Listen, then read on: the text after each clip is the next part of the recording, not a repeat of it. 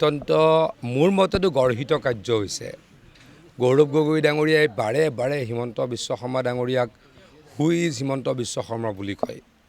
হিমন্ত বিশ্ব শৰ্মা ডাঙৰীয়া অসমৰ মুখ্যমন্ত্ৰী আৰু গণতান্ত্ৰিকভাৱে নিৰ্বাচিত এখন প্ৰদেশৰ মুখ্যমন্ত্ৰী।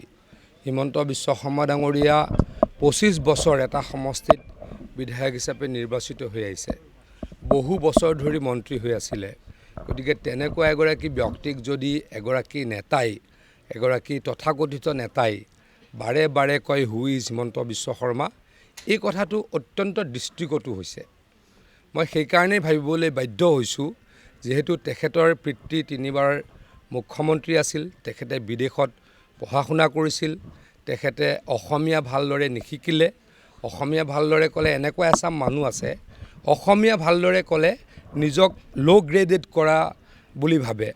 অসমত এনেকুৱা এচাম মানুহ আছে যে ইংলিছ ক'লে বেছি ভাল, বেলেগ ভাষা ক'লে বেছি ভাল, বেছি জানা মানুহ, আৰু অসমীয়া ভালকৈ ক'লে, অসমীয়াৰ ফ্লুৱেঞ্চি ভালকৈ থাকিলে নিজক তললৈ লৈ যোৱা বুলি ভাবা এচাম মানুহ আছে। গতিকে তেনেকুৱা এজন মানুহ গৌৰৱ গগৈ, যাৰ পৰিয়ালৰ 3জন সদস্য ব্ৰিটিছ নাগৰিক। গতিকে তেওঁ নিশ্চয়কৈ ভাবিব পাৰে হিমন্ত বিশ্ব শৰ্মা কোন।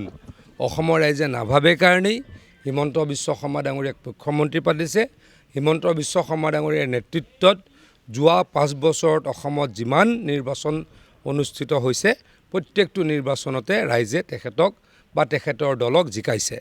মই এই কথা দৃঢ়তাৰে কওঁ যে আজিৰ পৰা কেইদিনমানৰ পাছত, মাত্ৰ 1.5 মাহ পাছত যি বিধানসভা নিৰ্বাচন অনুষ্ঠিত হ'ব, হিমন্ত বিশ্ব শৰ্মাৰ দল, নৰেন্দ্ৰ মোদী ডাঙৰীয়াৰ দল বিজেপিয়ে বহু সংখ্যক অভূতপূৰ্বভাৱে চিটত জিকি আকৌ চৰকাৰ বনাব। হিমন্ত বিশ্ব শৰ্মা ডাঙৰীয়া মুখ্যমন্ত্ৰী হ'ব আৰু সেইদিনাখন নিশ্চয়কৈ গৌৰৱ গগৈ ডাঙৰীয়াই, অসমীয়া ক'ব নজনা গৌৰৱ গগৈ ডাঙৰীয়াই, যাৰ পৰিয়ালৰ 3গৰাকী ব্যক্তি, আকৌ কৈছোঁ ব্ৰিটিছ নাগৰিক, যাৰ ভাৰতৰ প্ৰতি কোনো আনুগত্য নাই, অসমৰ প্ৰতি আনুগত্য নাই, সেইদিনাখন গম পাব হু ইজ হিমন্ত বিশ্ব শৰ্মা।